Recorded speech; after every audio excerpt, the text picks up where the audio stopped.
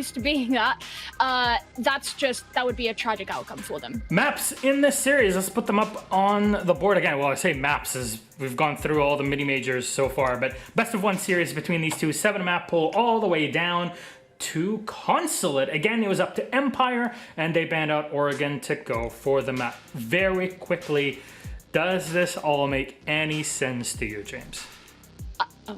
I was really hoping for Oregon. Look, this is a kind of, a good map for both teams. Not the best map. It's like I said, a medium amount of bans, results positive and negative, mixed results overall.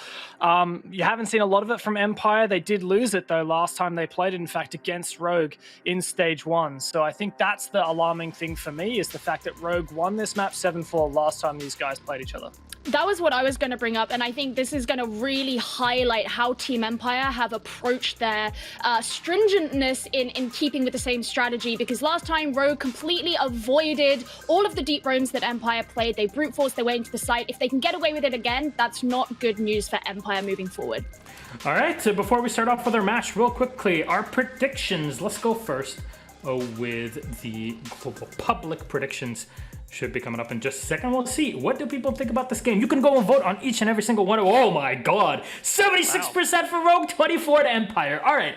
Okay, we talked about it. Empire can face relegations if they keep messing up. These next couple weeks, these next 4 play days are going to be super important. But what do we think about this matchup? Very quick, let's bring it up with everybody on the screen. We have our predictions and... What is that, production? Is that Jess? I think that's Jess. I think... No.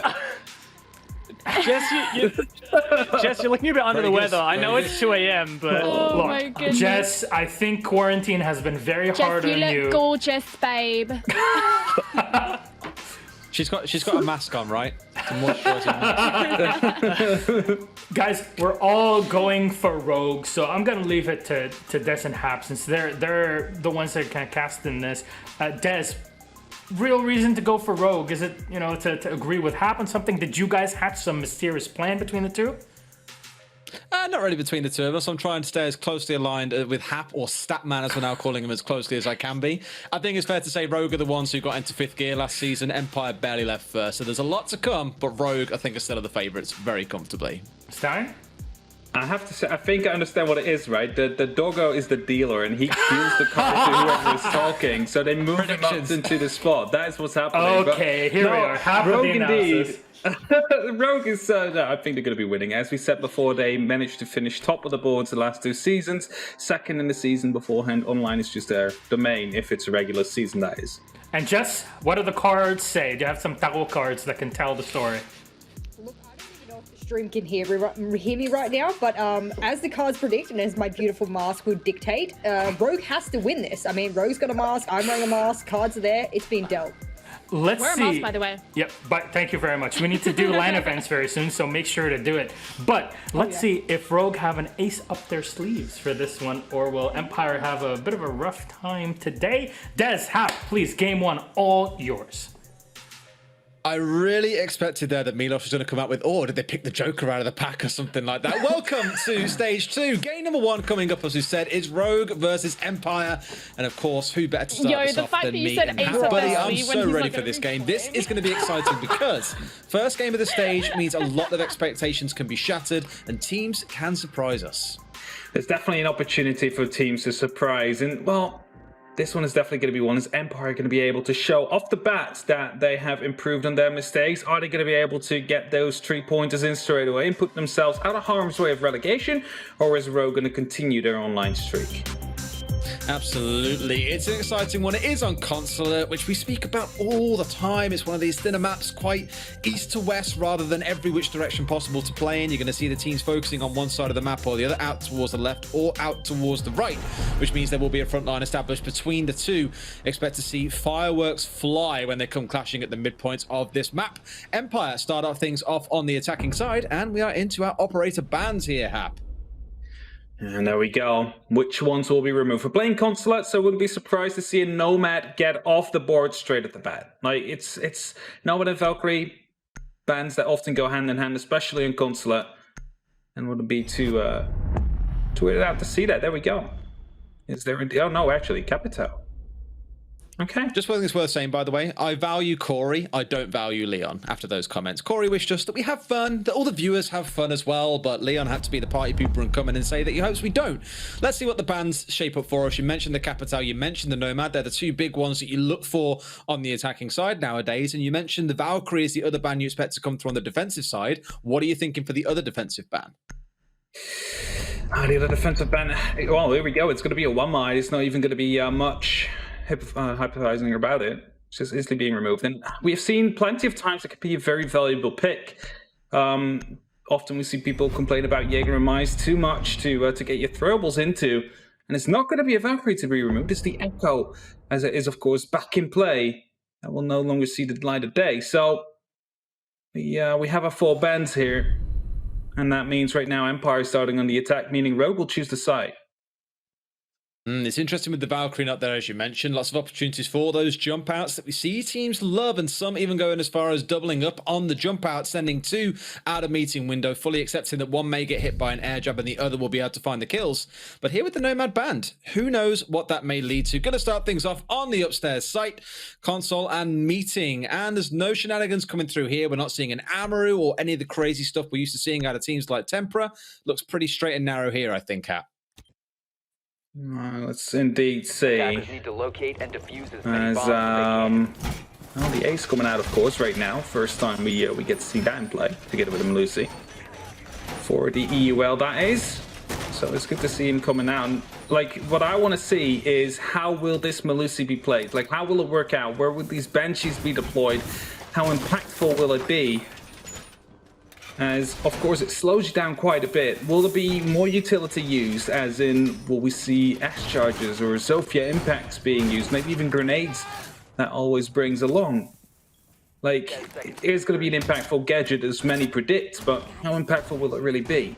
5 seconds to go. Well, I remember when she first came out, and obviously Twitter was on fire, as it always is when a new operator comes out, with worry and concern about what she might bring to the table. And everyone was like, it's absolute rubbish. You can't deal with those gadgets. They're a nightmare. But over time, people have kind of settled in that opinion, I think, and put a lot more focus instead onto Ace, the other operator that came alive at the same time.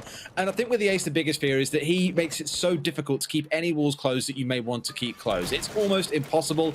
It's said to give the game a very big attacker lean right now, and I think that can be a really exciting thing, because after months of everyone saying, oh, well, it's defender-sided, utility everywhere, yada, yada, yada, shields, evil eyes, so on and so forth, Ace does help transform that a little bit. There is less of a reliance on needing a lot of hard breach, because you can just play how they'll be trying to play here with the Ace. However, first kill comes in for Dan onto Corey, and in pretty quick time as well, only 45 seconds into the round. Be really quick going through right there. As Corey has been taken out. Is the dog gone? No more ACOG. Well, on that lineup, of course, wasn't there, as new scopes are in. There'll be fire to be attempted, as Leon still has control of these yellow stairs. And if he's yes, yellow stairs. And that is going to be the main point right here. They need to have that yellow control. You see the drones coming in. They're trying to gain control. And as Leon rotates out, now it's Rips to get in with a reply and bringing it back to a 4-on-4. And Leon still survives as he's going on a huge rotate here. Leaving it a bit risky, I think, to still be rotated this late into the round. I guess you're expecting they'll all be up here, and he finds one of the windows, sees the feet, sees the body, can't quite connect the shots to bring him down. Dan does get a little bit of a tickle, so down to 75% HP, but he is still alive. And I think it's one worth mentioning, Sledge and Buck making an appearance here, with the Buck picking up his second kill of the round. Down goes Rips. That's a beautiful wallbang to come through indeed, and it's going to be Husty now that needs to get himself closer to its side. Still has that Nitro available for him, so if a plant attempt comes through, or if Dan sits a bit too long right here in the bathroom, he could have been picked up, but a Nitro will just miss out, and that is going to be Dan aware of the fact that someone will be below, and they will have to keep that in mind for these last 55 seconds as they attempt the plant. Yeah, Shepard going in here for the plant on top of those smokes. Of course, the Ace, very, very useful for that, but Leon coming big so far with a double kill in this round. He's got it all to do by himself, being sprayed down. There's one on the rappel outside. I don't think he gets his last kill. No way he does. Shepard connects it, and Empire taking round number 1 with a massive focus off towards the yellow stairs side there. Looked like Rogue a little bit lost on how to push back against the aggressors in that round, I think, Cap. Definitely was. They tried to push it back, weren't able to quite do it. The C4, if that would have landed onto that, it would have completely changed things up. Empire would have been a bit more careful potentially going into that, considering they knew one was below. They just lost their presence on yellow stairs, and well, Leon was basically free to move through on that point. They almost managed to bring it back, but not just quite yet, and they instantly will decide to change things up and go to lobby press. Bring that Valkyrie out now, as it is free information, really, getting those black eyes out, some might say, you know, dangerous but useful in some instances, if you remember that one. Also a Rook coming out. It's been a long while since we've seen that. Attackers have located I was excited almost half there to see a Rook and a Doc coming out together. The double ACOG setup. I know a certain Norwegian caster who'd be very, very excited by that.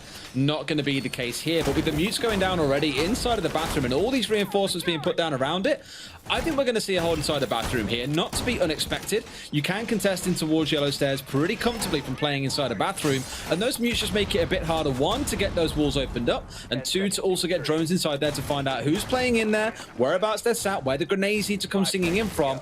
Very much staged defense on the upstairs and inside a bathroom here coming out from Rogue. Quickly checking on the lineup here as we see the very upstairs heavy hold, which you would assume, of course, would be the case for a lobby hold. Often the attack starts and ends with the control of top floor, because as soon as you have that, you can lock out any player in antechamber, any player inside that bathroom. You can securely get the plan down wherever you want, and that means that it's just a very crucial position. Almost like when you're talking about Oregon, you want to have boiler. You want to have the top floor here. And Kazaka starts things off. It's joystick to fall. That is your Sophia gone. A bit of utility gone as well. But it's not that important now. There's not really any shields or Melusis that you have to take care of. The beautiful thing about the last time these two teams played is it was none other than Karjeka who came out top rated. He was 14-7. Despite not being the entry player for the team, he was the one getting involved in all the kills and showing his old team what for. And with that opening kill, at least gets himself a look into this game. And I'm aware we haven't touched all that much on Hosty either. You've seen with the Tag Demise, that's a team that played inside of UKIN recently. We all love Hosty in the UK. Him and Joe, who you're going to see playing for Navi later on, were two of the players that I think there was a lot of hype around. Joe obviously being the one that everyone's looking to, but you really can't ignore that Hosty is stepping in, of course, for aces right here. Start of this round, though, still two men down for the side of Empire. Rogue, the ones in a bit more control this round. I feel like they are biting back a little bit here against Empire and saying this round is not going to go the same way as last one. This time round, we'll make sure we pick up a couple of members, remove the bites from your attack, and give ourselves a little bit more comfort. Definitely an Empire right now being banished towards the eastern side of the map. They're still desperate to try and get that top floor control, always right there on Visa stairs, hoping to push through soon, but it's still the shield in the middle of the hallway. It's being pinged out, meaning that an S charge is what they want to have, and always picks up Karjeka to start things up. They're hoping to take top floor control anytime soon, but as long as that shield is there, it's going to be a tough battle to fight. As Leon picks up a double kill. Shepard goes quite low as well, and it's a 2-3 situation now as they're still trying to go for the top floor hold. Yeah, Scooter traded back onto Leon, shuts down his rampage with the double kill in this round. Hosty's down and injured, leaving us in a 2 versus 2 effectively. Scooter, the one doing all the work, just put us down with 40 seconds left into a 2 versus 2, so not the end of the world for either side, but things are looking a little bit shaky. Got the members of Rogue playing downstairs at present, a couple of members on the attacking side holding onto the upstairs. It's kind of what you come to expect on this map. When defending this site, you take hold of the upstairs, commit 2, maybe 3 members up there, force the attackers to have to fight you out. But once they're done and all the utility has been burnt, all the blood has been shed, you're still in a spot where you're not on the right floor to go for a plant inside the site. And with that clock ticking down to 15 seconds or so, I think we all know exactly which way this round should play out. A smoke grenade does come out, Corey finding one, a second one comes through, and actually it's the smoke that does the work for them there. Rogue taking round number 2, that puts us at 1 apiece, and I think we've seen flashes in the pan from both teams so far, both of them stepping up and making themselves known. And definitely so. We see these C4 plays coming in now. We saw one attempt to kill round number 1, and we saw an actual one landing now. And it's really impactful when that happens. If you manage to just pick someone off without even taking a gunfight, you're basically putting yourself out of risk. You're putting yourself up still in full HP, not being spotted out, to be able to go for the next gunfight you take. And well, it's so important to hit these C4 kills. And Rogue, you can definitely see that they're trying to get 1, maybe 2 each round, as they keep on consistently bringing them. Attackers need to locate and defuse as many bombs as they can. 2 more I can turn into for them as we head back upstairs once more. Setup-wise, nothing massive to shout home about on the changes on either side. I alluded to that sledge and the buck earlier on. Something I don't think we've seen for an awful long time. Maybe back in the days when there were double frags coming through from both of these operators, but lately it's definitely been a lean towards bringing a sledge over the buck. Why do you think we're seeing both of them coming along here together as an item? Well, of course, Buck has the ability to go for vertical destruction upwards, is something that Sledge is unable to do, and considering we're playing inside theater console office right now, there's a good opportunity to bring him. There's some points, for example, connected, that could be tricky, fighting from the window, or if someone is, well, digging himself into the bathroom, something we've seen before when was actually playing there. They open it up from below, they shot him right after, and a Buck is, of course, the ideal operator to do so. Quickly pop in one shot of your skeleton key, follow it up with a couple of rounds of your C8. You got that kill in the bag, and that is going to be it. Bring it into actual... Oh, okay. Not really quite part of the plan, I don't think, but hey, these things happen. It's okay, at least it wasn't a frag grenade. That could have been a much more catastrophic encounter with the great outdoors there, I fear. You can see once more, this is very similar though to how the first round played out for Empire. All of their focus went in towards yellow stairs and they didn't care about anything else. It was Leon who was roaming down towards Spiral and actually almost managed to find Dan, if you remember, bringing him down to about 75 HP on bathroom window. This time around, he's playing much more defensively, playing much more aggressively defensively, should I say, in holding at the top of yellow and just daring them to come and push him. I like how this Malusi gadget took to the halfway point up yellow stairs as well. So if someone does try and do a more aggressive push up there and tries to catch him off guard, well, guess what? You're getting caught out by that Malusi gadget. Yeah, indeed, and as all three of these ADSs now have been wasted, we see that Leon has to fall back. Managed to catch 6 projectiles, and that means the grenades were soon to follow. It's not going to be trying his luck out there. Manages to rotate back into the front desk, and now the pressure is on elsewhere. We still have Corey in the bathroom right here, making sure he can challenge onto these yellow stairs if someone moves into. An angle being held right now, so just in case Leon tries to move back in, his head will be taken off cleanly, as you almost saw portrayed there. Grenades falling in. Corey, so low on HP right now. He was literally in this spot back in round 1. He was the first death after 45 seconds when he got pinched in, got grenaded out, got shot to the living hell. Here, though, it's Scooter coming upstairs, actually pushing up through the Malusi gadget and finding himself a kill with always converting the second onto Corey. They've now cleared out yellow stairs, no doubt the hardest part of this map to take when you want to go for this sort of take. But 2 minutes in, they've killed out a couple of members. They've got themselves in a wonderful position. And it turns out Empire know how to take yellow stairs. This one's pretty much theirs. Karjeka, do as he might against his old team, is left in a 1 versus 3. He's down to about 2/3 of his HP. I'm pretty sure we all have a good idea of how these rounds tend to conclude here. Down to about 25 HP. Plant going down behind the desk. As we all know, the upside down rappel from Joystick catches him out. And Empire take that site now. That's twice in a row when playing on console and office that they've walked away the victor in pretty convincing fashion.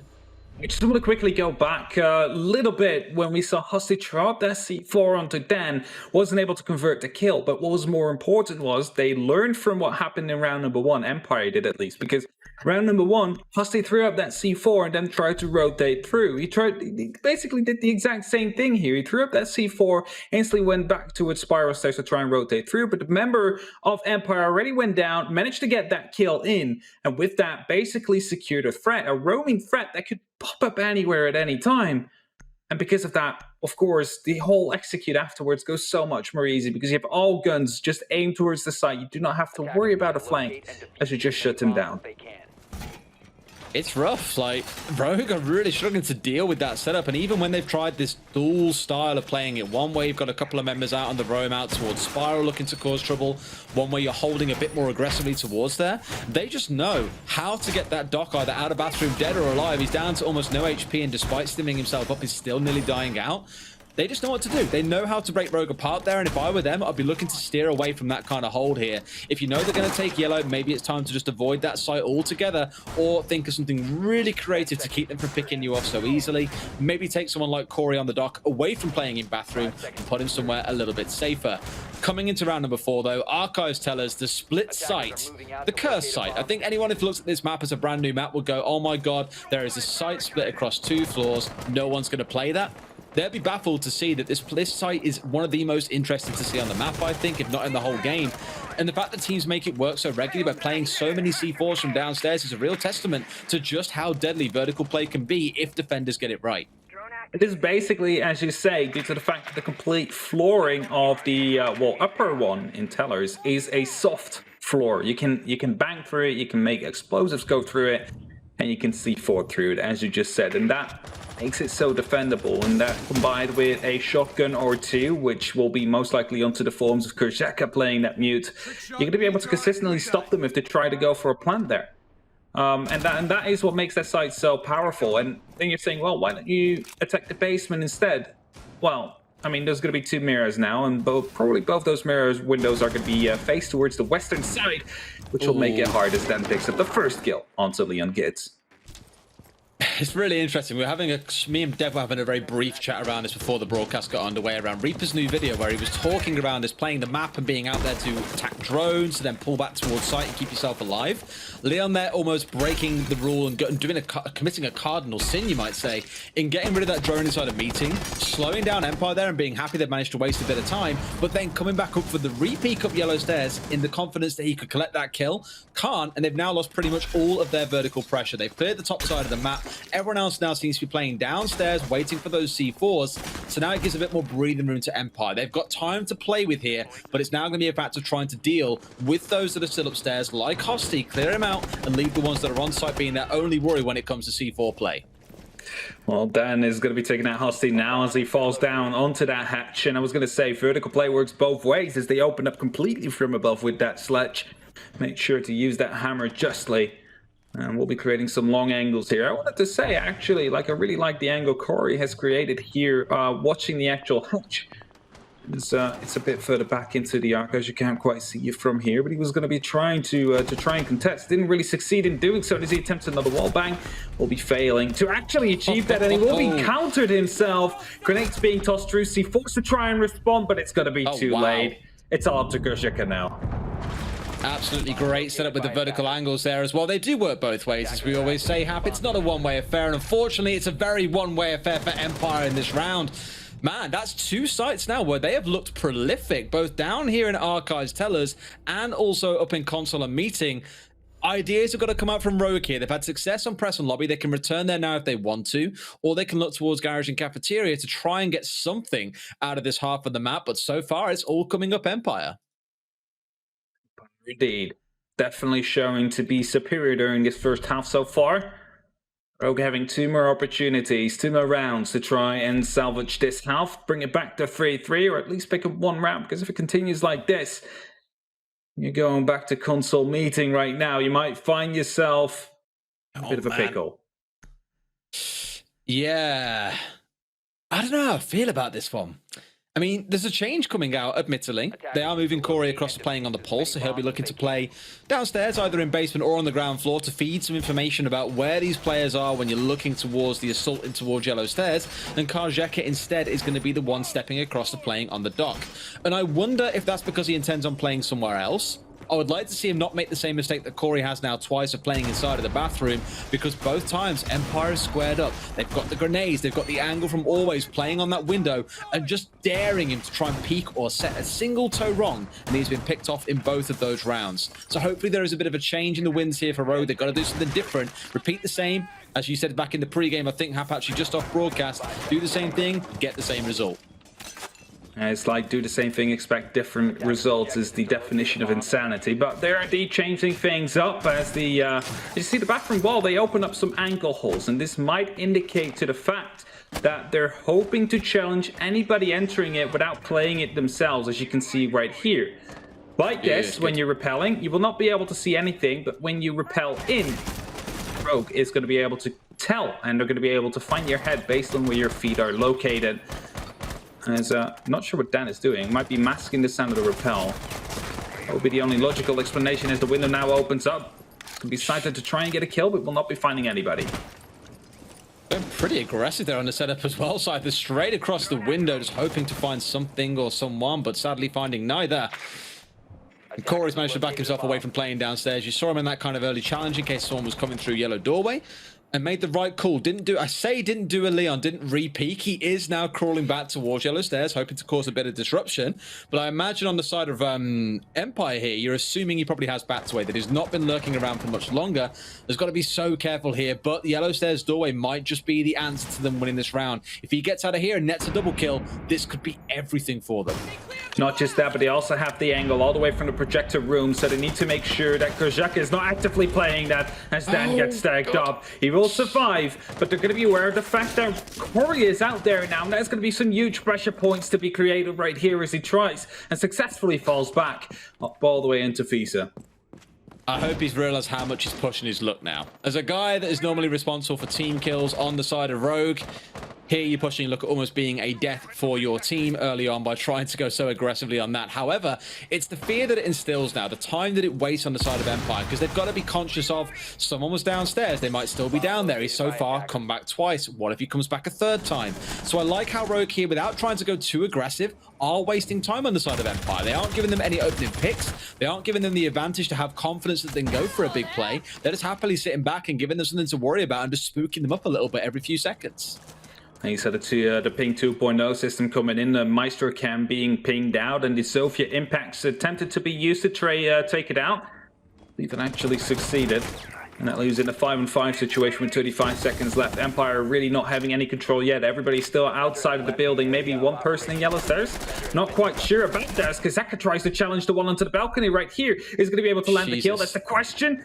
He manages to survive while falling back. That is a huge one that I did not expect. It's amazing that he's managed to get away with that, but there's a second one coming out as Corey tries his luck for a third time, but it's a third strike and you are out, buddy, as are most of Rogue. It's taken a lot longer, but Empire have still found themselves in a dominating position. It looked like it was Rogue who was being patient.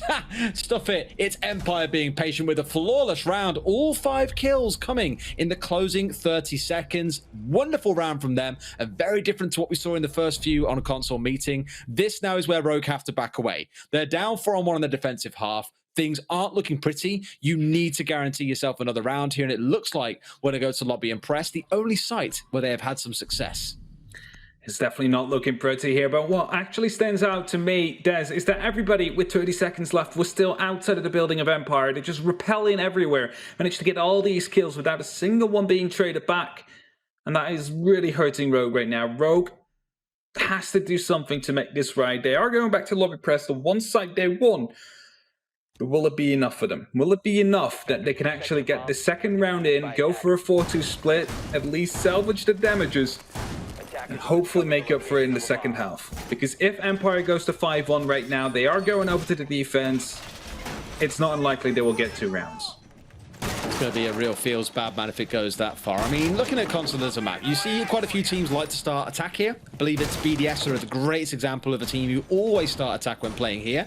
And for good reason, because there are so many windows, once you actually get up to the building and have got past the horrific potential for spawn peaks, the ability to threaten any site, given how pretty much every single one is played into a window, of course, bar from looking towards something like Tellers and Archives, with how things downstairs too, I guess. Otherwise, you're looking at very, very outside base play. It's very easy to play aggressively around the windows, the same as you'd have on something like Coastline. So I completely see why Empire are feeling confident here on the attacking side, and you would hope Rogue, when it comes around to that halftime switch, show the same amount of confidence going into their attacking half. Definitely so. As Empire right now onto the attack for the last round. If they can get yet another one in, they will be finding themselves in an absolute stunning first half position. Basically just waiting to clear it out.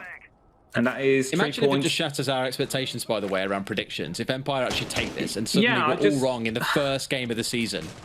I just saw on the CGG predictions that Maddox and Easy are the only ones of everybody, like everybody, that predicted Empire to win. So there might be big braining us here. I'm not sure. Maybe we should just let them do all the jobs. But the thing is, if Empire managed to take the win here, right? They're getting 3 points. 3 points that are going to be crucial towards the end of this season, which marks the end of the year, to keep them out of that relegation spot. Secret and Chaos are right behind them, and those 3 points will actually give them some space, some headspace to make sure that they are not the ones to go to CL next year. It'd be a breather, I think, for any team to start off with a win. There's a couple of teams here who, if they win today, would already be walking away with more points than they had in, you know, well, more than half the number of points they had in the last stage, looking towards teams like Chaos, when I say that, who ended, I believe, on 5 points at the end of the stage. A single win will give you more than half than you had in the whole of last season. That's just how fine a margin we're talking for some of these teams who've got to drag themselves out of the rut. And Empire are one of those teams. It's a long way to fall for a team that everyone holds in such high regard after previous performances at tournaments like Six Invitational 2019. There's more to come from these boys. We all know what they're capable of. Just got to find their way a little bit, it feels like. Right now, 1 minute left. We see Empire just setting themselves up to go for the execute. We have Leon Gitz roaming around the tellers right here, but seem to be aware of his position as drones are zooming by. Or are they not? Will they be aware? That's the question, actually. Is he going to be able to go for a huge flank here? Because as soon as Joystick jumps through that window, he might be taken out. As right now, the plants come through. The grenades are being tossed out. Smoke's there to cancel things out. 40 seconds left. Can Empire nail this one?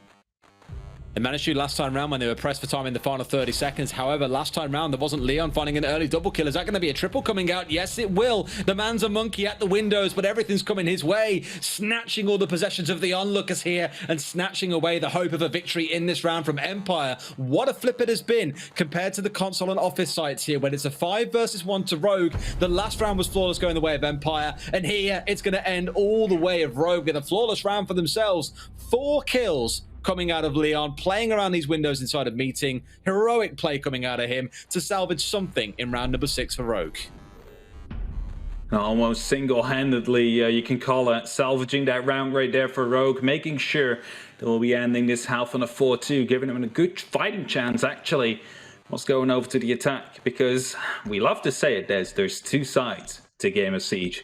And even though it looks like Empire are so strong right now, we might just see them completely clapping back right now on the sides of Rogue. Rogue might actually just now start playing the game and start to show why they were top of the leaderboards last season and for so many more times before. This is a case again, though, where we had a few teams with this issue last season, where it came down to one player. I'm looking at Virtus Pro here and thinking of someone like Pasha. Only 1 or 2 players ever really stood up and made themselves count in games and situations when the team really needed them.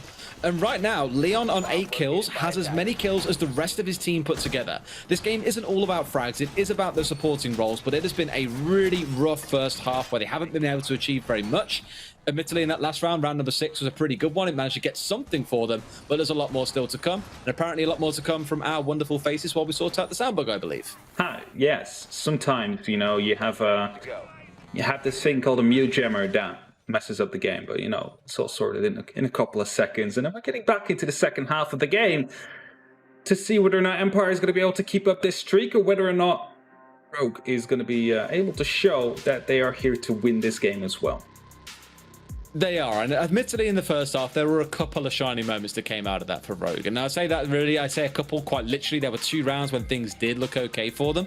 The one we mentioned before was when they played downstairs in press and lobby, and the second time around achieving the same from above. The first time around being a real bloodbath on the top floor, 3 kills on either side, and then it came down to the kind of last 10-second or so drop coming out of Empire. The one thing I will give to Empire is last stage, one of the biggest criticisms we can really leverage against them was their time management. Often it would come down to these dying second executes, these bursting towards the site, hoping for the best. Today, it's come down to rounds where it's still 5 versus 5 with 30 seconds to go, and they still managed to clean house without panicking, without losing any members. Everything looked really, really clean for them. I'm very impressed by this new look Empire so far, but as we've mentioned and we always say, there are 2 halves to a game of Siege, and I need to see what else is going to come out of them in this second half to determine if it's a flash in the pan like it was last season with a couple of victories that they got, or if this is an establishment of a new Empire and we are going to see them rise back to the top once more. That second half is going to be also important. It's going to be showing whether or not Empire is going to be as dominant on their defense as well, where time management is maybe a little bit less of an issue, considering time is in your favor. You just need to stall out your opponents as much as you possibly can. And well, I want to go back into the attack indeed. Like for that one round, I believe it was round number 4 or 5, where indeed, like, it was still 5-on-5 with 30 seconds left. No one was in the building yet you saw no forms of panic. As soon as they got the kill, when Corey jumped out, they knew we have the man advantage. Let's all just jump in and hope for the best. Make sure we get these trades happen, make sure we're in position to trade one another, and we will win the round as a result. And that's exactly what they did, winning every single gunfight they get themselves into, and it shows the strength of confidence that you can have in Siege. I also want to take it away from Empire as well, because they are playing a good game, but let's not forget as well that we aren't seeing Rogue at full strength here when Aces isn't present.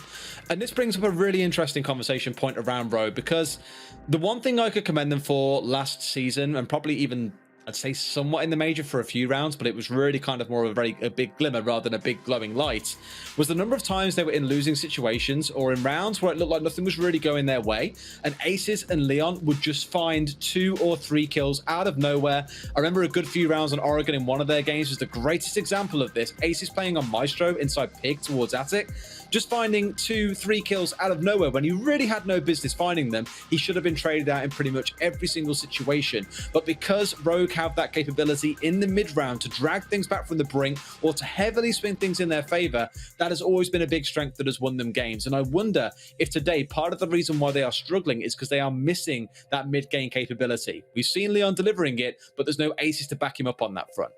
It could be the case indeed, missing a key, point of their current attack setup, defense, their just playstyle. They need to completely change things up right here, just to cater to Hosty, who is coming in as a replacement, as a sub right here. We also played GSA with them just to get a feel for the lineup. You know, it looked quite promising back then, but they're not quite able to show it just yet here in EUL.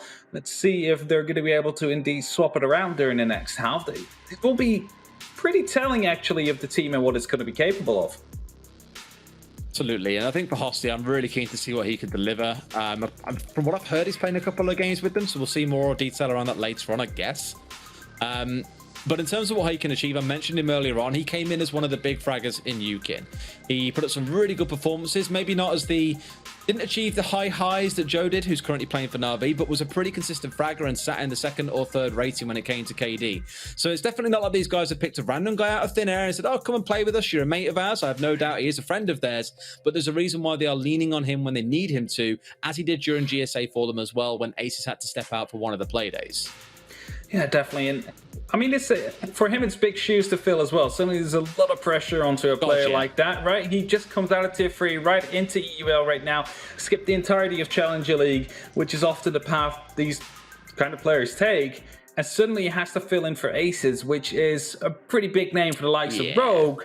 There's going to be a lot of pressure on him. There's going to be a lot of expectations on him, and well, I mean, he did get a kill here and he did get a kill there, but it's not like, you know, he's popping off just yet. But we might get to see that during the next half. Imagine, like, it's the same story as if someone was brought into G2 to step in for Pengu or to replace Pengu for a short amount of time. It doesn't matter how good they are, they're not Pengu. In the same cases here, doesn't matter who's replacing Aces, they're not Aces. Remembering him, he was, back in Pro League Season 11, the best fragger in the competition. Last season in Stage 1, he was plus 23 on KD and plus 6 on entry. The dude is a certified beast, and the fact that he isn't here playing means that someone's got to step into those shoes and try and emulate the delivery that he provides to that team. That's not an easy task. So all I will say is if you're looking at Hosty, and I know what you're like, Twitch chat, I know exactly what you're like. If you're sitting there going, ha ha ha, he's 1-6, he's 1-5, whatever his scoreline was, cut the guy a break. This is a big deal for him to step in, and again, big shoes for him to try and fill here. It's his first time as well in this kind of level. Of course, he played GSA, played against the same teams that, you know, are currently playing in EUL, but it's a different kind of mood you have there, right? And like, it might be you're playing 75% GSA, but you're definitely playing 120% here in EUL, and we're getting right back into it. Hosty is playing on that Sophia, and I'm not sure, I haven't watched too much UK, but I remember something called Oregon when they were playing, I believe, against London Esports, where the guy just walked in consistently with Sophia, getting a 4 or 5k. Yeah, that's just what the guy does. absolutely wrecks house when the best time comes around, when he's given the opportunity, and we'll see if that opportunity presents itself, no doubt, over the next few games or even over the next few rounds. Well, back in then, Garage is going to be where we head. First time on this map, Rogue almost allergic to it, not choosing to pick it even once in the first half, but Team Empire wasting no time and starting out down there. I'm looking towards Corey on the Amaru here, expecting why we might be seeing that come through. We've seen a couple of teams leading towards teams like Temper. I believe we saw BDS do it once or twice as well in a nod towards their French brethren, where you bring this along and you can zap up through hatches, you can zap up through windows and get a really cheeky plant down if you go inside something like console and meeting. Clearly isn't the agenda here. It quite simply is not possible because they're attacking on the downstairs, but it does at least give Corey some rapid mobility on the top floor if they want to make use of it. That's exactly what he's going to do right now, straight into admin to make sure it's cleared out. I honestly think that this is the main strength of Amaru. You're going to be able to insert yourself in the building within 15 seconds into a spot that the defenders are not going to be expecting you at that moment in time. You might catch off someone who is rotating still out after putting up some setup on the top floor. You might catch someone still reinforcing in these extreme cases. He has been spotted now, though, by the default cam, but this is exactly what Amaru shines at. Just quick insertion into the map to try and catch defenders off guard and put up early pressure. Oh, there's Leon straight up there finding the opening onto Scooter here, so that's the Jaeger picked off. And sure, okay, he's playing on the roam a little bit here, trying to cause some trouble. And just like Leon did back in the last half, he was the one who got caught out pretty early. Has zapped his way back down into sight here. Corey trying to slink after him, not being able to find anything, admittedly. He's trying to get control of Piano, I would imagine, so they can start going to get this wall opened up. Last thing you want is any kind of denials to be playing onto the doors. I believe there might be a mute jammer or two down, but that's about it. Otherwise, hey, it shouldn't be too difficult for them to get the control they need here to start looking for that plant in the default spot between the white van and the black car. In theory, his job is already done, right? He inserted himself at the top floor in administration office, and they instantly, well, within 30 seconds, had control of that top floor. Right now, they're trying to push through. They're trying to get this bathroom control, and Stan is putting himself into the angle of the hatch right here. He's hoping to go for one last stand on that middle floor. For one last stand here in the public bathroom to hopefully take out one before he drops through, and then instantly, with that, equalize the score. A lot more to do here, still holding around inside the bathroom. As you know, we spoke about in the first half, being able to hold inside of here and just cause a little bit of trouble is normally part of the game. They have cleared things out very, very quickly. So Empire have been quick to say, right, we know when we're beaten here. Scooter's gone down. Fair play, Rogue. We'll back our way down towards the site here and try and cause some trouble. And Joystick, the player that we've all been asking, where was he last stage? The worst rating, some of the worst stats I think he has ever put up since we've seen him in pro play. Everyone's been wondering, is he going to stand up and make himself heard here in the second stage? At least in this round here, yes, he will. There we go, and Leon gets trying to go for another one. We'll be able to pick up that kill as Dan also finds one. Oh, Leon with a double, actually. And that is going to be turning things around. Rogue find themselves in a proper position as he gets himself a quad. Is he going to be aware that the last one is going to be inside of security? Leon, are you aware he's on the top right here? He's always just sitting on top of his cabin, and no, he will not know. The kill will come in, the ace will be denied, and 15 seconds will be left. They need to go for a plant soon, but he still has this Maestro camera available to him, and it should be enough for him to try and actually take down Rips quite enough to make sure that that plant doesn't happen. 5 seconds left. The time will run out. As the plan just started. Rips. Can he do this? He might be able to get away with it if he knows where they are. Not quite. Actually, managed to pull the one down. What? He got the down. He got the down. Oh, look where he's planting behind the blue. What's he doing? He did not have enough time. Okay. No, I think he got sprayed down while he was behind the blue box, and that was the spot there if he was between the cars or something, sure. But the fear was of that evil eye that was down behind the white van, and it was like, well, we can't plant down, we need to go up. You go up, it's as simple as anything for that Alder to round the corner, lay down lines of fire to anyone who might be on the upper platform. Before you know it, you're done and dusted. Great round coming out there and a wonderful save by Always. One of the players that coming in as the new boy, again, always has eyes on him. Not this stage, of course, was back in the last stage. Has been in with them for a while now. But small things like that are the things that will get you remembered in this competition. Wonderful start, and literally that puts Empire 2 rounds away from bringing down the #1 team from last stage. And if you need any evidence of how crazy EU can get, this is it. Leon's ace denied is the most important part. Rips had to plant on the upper part, considering otherwise he will be zapped to death in these last dying seconds. Just goes for a bit of a sway. You just pre-fire. You know he's going to be up there, Des, because they had the cam. His teammates were watching it. You know no one is planting on that lower part of the garage. So all you have to do is just hold left mouse and swing by with that Alba. You have 84 bullets. Use them. Absolutely unbelievable. Jelvin saying, R6EUL back, Pog. R6EUL back, Pog. R6EUL back, Pog. Good luck, have fun, all 10 teams. And I'm sure it's going to be a fun stage. As said, this game is wonderful. This match is wonderful evidence of just how unpredictable, how crazy, how erratic EU can be at the best of times. Let's see now if we actually get a proper use case coming out of Corey on this Amaru. Where it's going to be used, I would imagine, coming in from Piano. They haven't reinforced the hatch, and that normally is a go-to counter. If you are afraid of that, get that reinforced. They can't come slipping up. It normally forces them through the window. That's a little bit easier to deal with, but apparently that wasn't on the agenda for Team Empire. They have left it soft for now. Left soft indeed. As Rogue setting themselves up. Is Husty on the bathroom window, maybe trying to take some early control. There's a Banshee, I believe, located on the other side of the bathroom wall, meaning as soon as they come through that yellow doorway, they will be slowed down a substantial amount. There's no way Husty can take that down because of the reinforcement and where it's located. Instead, they will just use an S-charge to be able to hit it, and that is where the Ping 2.0 system comes in. You will find out where it is, you know the radius of your gadget, so you're going to be able to use it into perfection, and that's exactly what happened there. But look at how many drones are left, Des. There's about 3, 4, 5 drones left for them to use on Rogue, and more than half the round left. Drones are always a really interesting one to watch because it can tell you quite a few things. One, the attacking team are very, very quick and I suppose uncaring for their drones. They're not like pets to them. They'll just discard them at a moment's notice to find out where someone is. Or two, it can tell you that the other team, the defending team, is playing quite aggressively around the map, looking to pick up those drones early on to deny that later round intel away. And this is something that I think a couple of teams have fallen quite shy of. G2 are a team that I always remember in their game against Na'Vi on Cafe.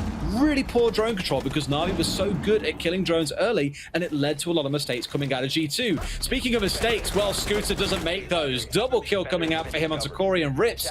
And Rogue just not paying attention to the small things like this. Not the last round, admittedly, you can forgive them for. This round here, you think there'd be a flank drone? Admittedly, maybe it was already killed off, but they should know plays like that are going to happen.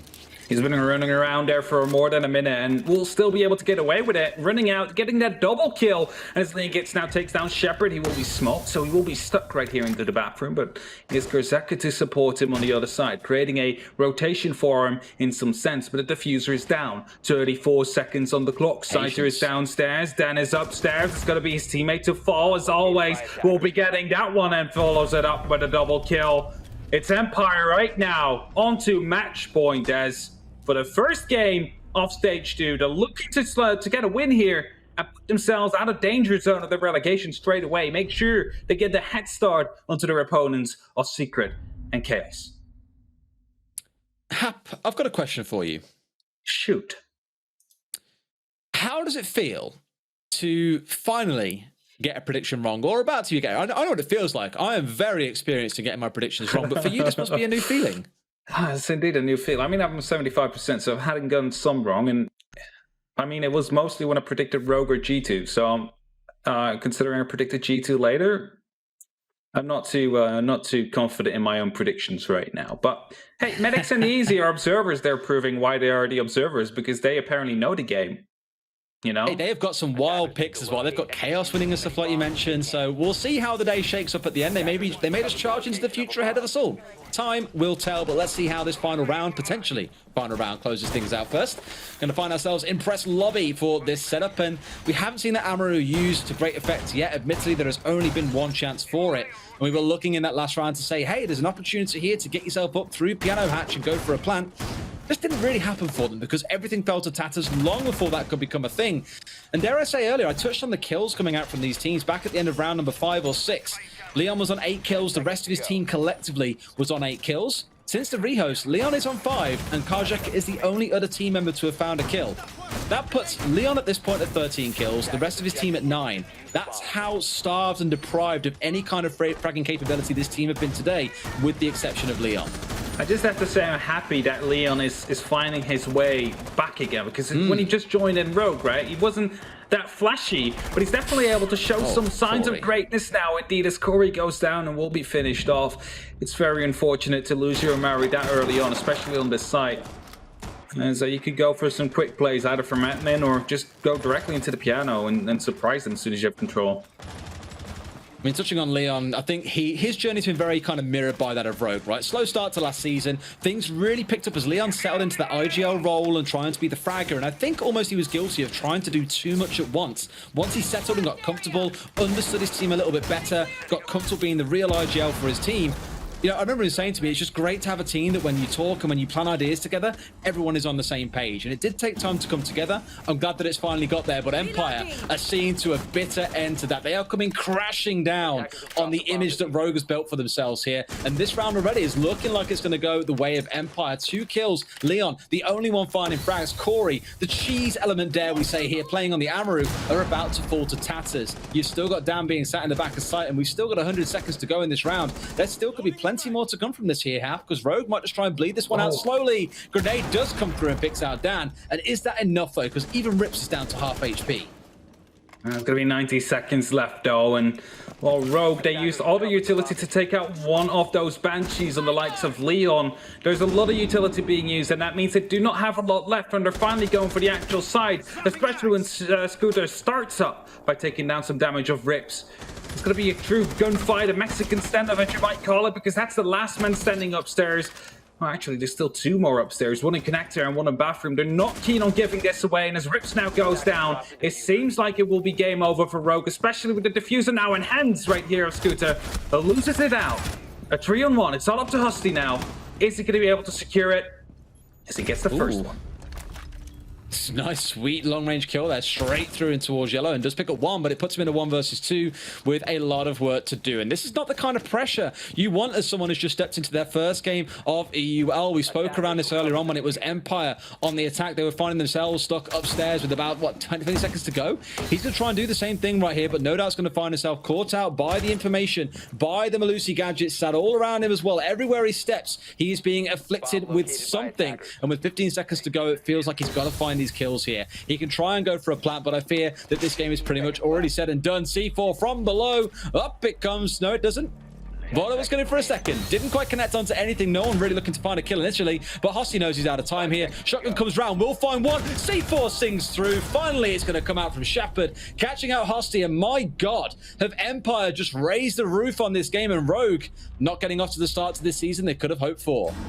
They definitely raised the bar right here. They've shown what they are going to be capable of. And Empires aren't building a day. They're definitely not rebuilding a day because, of course, they have been in a bit of a slump. But it's definitely a great start for them as they managed to get these 3 points. Straight off the bat, first game of Stage 2.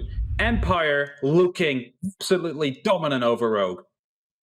And what I like is it was the whole team there. A couple of times throughout the rounds, we were calling out different players. Always, we gave a mention to Joystick in the first half. A couple of times I said, hey, for a guy that's been really quiet, he's making himself heard here and definitely having a contributing factor in these rounds. And maybe that's what he needs a little bit here. Not taking the lead in charge all the time. That often fell down to Dan playing on the buck, being the entry into the building. But otherwise, Empire looking very firmly in control. Rogue, dare I say, with a bit of self-reflection to do here. There's clearly a few things that went wrong in this game. That was not the form they wanted to continue in after the end of last stage. It seems to have all gone downhill. Let's see what our analysts think of that one and throw over to the desk with Milosh and the boys and girls. Thanks so much, Des Hap. What a game, number 1.